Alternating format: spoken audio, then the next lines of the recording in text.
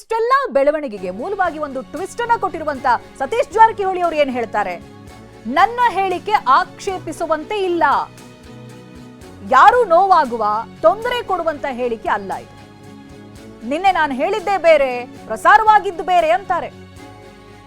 ನಾವು ಬಹಿರಂಗ ಹೇಳಿಲ್ಲ, ನಮ್ಮನ್ನ ಬಂದು ಕೇಳಿದ್ದಾರೆ, ಪಕ್ಷದ ಹಿತದೃಷ್ಟಿಯಿಂದ ನಾನು ಹೇಳಿದ್ದೇವೆ. ಹೀಗಂತ ಬೆಂಗಳೂರಿನಲ್ಲಿ ಟಿವಿ9ಗೆ ಸಚಿವ ಸತೀಶ್ ಜಾರಕಿಹೊಳಿ ಹೇಳಿಕೆಯನ್ನ ಕೊಟ್ಟಿದ್ದಾರೆ. ನಮ್ಮ ಪ್ರತಿನಿಧಿ ಸುನಿಲ್ ಸತೀಶ್ ಜಾರಕಿಹೊಳಿ ಅವರನ್ನ ಮಾತನಾಡಿಸಿದ್ದಾರೆ. ಆ ಸಂದರ್ಭ ಅವರೇನ್ ಹೇಳಿದ್ರು ಬನ್ನಿ ನೋಡೋಣ. ನಿನ್ನೆ ಒಂದು ನಿಮ್ಮ ಹೇಳಿಕೆಗೆ ಒಂದಿಷ್ಟು ಆಕ್ಷೇಪ ಕೂಡ ವ್ಯಕ್ತವಾಗಿದೆ. ಆಕ್ಷೇಪ ವ್ಯಕ್ತವಾದಂಥ ಹೇಳಿಕೆ ನಂದೇನಿಲ್ಲ.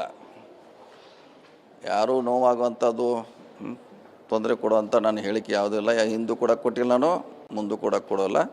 ಸೊ ನಾನು ನಿನ್ನೆ ಕೂಡ ಹೇಳಿದ್ದೀನಿ, ನಾ ಹೇಳಿದ್ದದ್ದು ಬೇರೆ, ಮಾಧ್ಯಮದಲ್ಲಿ ಪ್ರಸಾರ ಆಗಿದ್ದು ಬೇರೆ ಅಂತ ಹೇಳಿದ್ದೇನೆ. ಅದು ಸ್ಪಷ್ಟೀಕರಣ ಕೂಡ ಕೊಟ್ಟಿದ್ದೇನೆ. ಸೊ ನೋಡೋಣ ಅದರಲ್ಲಿ ಏನಿದೆ. ಈಗ ಪಕ್ಷ ಸಂಘಟನೆ ಸರಿಯಾಗಿ ಆಗ್ತಾ ಇಲ್ಲ ಅನ್ನೋ ಒಂದು ಚರ್ಚೆ ಕೂಡ ಆಗ್ತಾ ಇದೆ ಸರ್. ನೋಡೋಣ ಅದ್ರ ಬಗ್ಗೆ. ಆಯಿತು, ಈಗಾಗಲೇ ಅದ್ರ ಬಗ್ಗೆ ನೋಡೋಣ ಏನು ಮುಂದಿನ ದಿನಗಳಲ್ಲಿ ಅದ್ರ ಬಗ್ಗೆ ವರಿಷ್ಠರ ಅದ್ರ ಜೊತೆ ಕೂತು ಚರ್ಚೆ ಮಾಡ್ತೀವಿ. ಬಹಿರಂಗವಾಗಿ ಹೇಳಿಕೆಗಳನ್ನ ಕೊಡಬಾರ್ದು ಅಂತೇಳಿ ಈಗಾಗಲೇ ಕಾರ್ಯದರ್ಶಿ ಭಂಡಾರಿ ಅವರು ಒಂದು ಮಾಧ್ಯಮ ಪ್ರಕಟಣೆ ಹೊರಡಿಸಿದ್ದಾರೆ. ನಾವು ಎಲ್ಲಿ ಬಹಿರಂಗವಾಗಿ ನಾವು ಹೇಳಿಲ್ಲ, ನಮ್ಮನ್ನು ಬಂದು ಕೇಳಿದಾರೆ, ಕೇಳ್ತಿದ್ರೆ ಮತ್ತೆ ಏನು ಮಾಡಿದ ಇದಕ್ಕೇನು ಹತ್ತಿರ ಅದ ಇದೇನು ನಾ ಕೇಳಿದೆ, ನೀವು ಕೇಳಿದ ಉತ್ತರ ಕೊಡ್ತಾ ಇದ್ದೀನಿ. ಅದರಲ್ಲಿ ಟ್ವಿಸ್ಟ್ ಆಗಿ ಮಾಡಿದ್ರೆ ನಾ ಏನು ಮಾಡಲಿ? ಅಲ್ಲ, ಈಗ ನೀವು ಹೇಳಿರುವಂಥ ಸರಿ ಇದೆ ಅಂತೇಳಿ KN ರಾಜಣ್ಣ ಅವರು ನಿಮ್ಮ ಪರವಾಗಿ ಬ್ಯಾಟ್ ಬೀಸಿದ್ದಾರೆ. ಇಲ್ಲ, ಸರಿ ತಪ್ಪ ಪ್ರಶ್ನೆ ಇಲ್ಲ ಇದರಲ್ಲಿ. ನಾವು ಹೇಳಿದ್ದು ಸರಿಯಾಗಿ ಹೇಳಿದ್ವಿ, ಪಕ್ಷದ ಹಿತದೃಷ್ಟಿಯಿಂದ ಗಮನದಲ್ಲಿ ಇಟ್ಟುಕೊಂಡೇ ಸ್ಟೇಟ್ಮೆಂಟ್ ಕೊಟ್ಟಿದ್ವಿ. Thank you sir.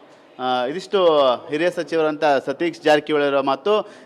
ನಾವು ಸರಿಯಾದ ಹೇಳಿಕೆಯನ್ನು ಕೊಟ್ಟಿದ್ದೀನಿ, ಪಕ್ಷದ ಹಿತದೃಷ್ಟಿಯಿಂದ ಇಟ್ಕೊಂಡು ಈ ಒಂದು ಹೇಳಿಕೆಯನ್ನು ಕೊಟ್ಟಿದ್ದೀನಿ ಅನ್ನೋ ಮಾತನ್ನು ಕೂಡ ಹೇಳ್ತಾ ಇರುವಂತು. ಕ್ಯಾಮ್ರಾಮನ್ ಸೈಯದ್ ಜೊತೆ ಸುನಿಲ್, ಟಿವಿ9 ಬೆಂಗಳೂರು.